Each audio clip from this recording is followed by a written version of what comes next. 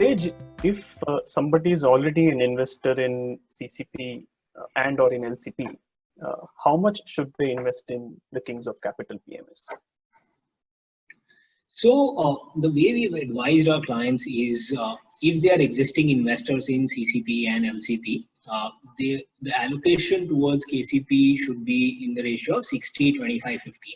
So 60% to CCP, 25% to KCP, 15% to LCP.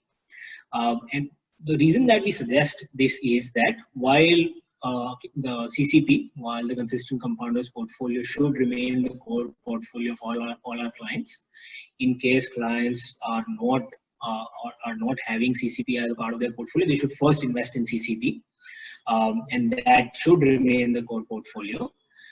Because its volatility, its standard deviation is half that of the Nifty, while returns that we expect out of the portfolio are at 18-20%. Versus that, the CCP versus the CCP volatility and returns, what we expect out of LCP or KCP is volatility will be a bit higher than the Nifty, and returns will be, of course, a bit higher than CCP.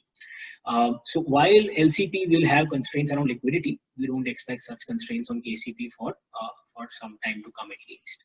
And if we were to look at sectoral level exposure as well, if we do a 60, 25, 15 type of a portfolio on the equity side, what we'll see is that 25 to 30% of CCP is in financial stocks.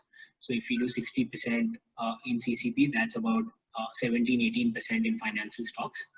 About 10 to 15% of LCP is in financial stocks. So if we do 15% in LCP, that's an additional 25% into 15%, and an additional 1.5-2% in financial stocks. So that's about 20%. And then if we do about 20% in KCP, we go up to 40-45% in financial stocks. So if we look at any index in India, whether it be the Nifty or BSE 200, NSE 200, Sensex, depending on whichever index you look at, the weight of the financial stocks is between 35-40%.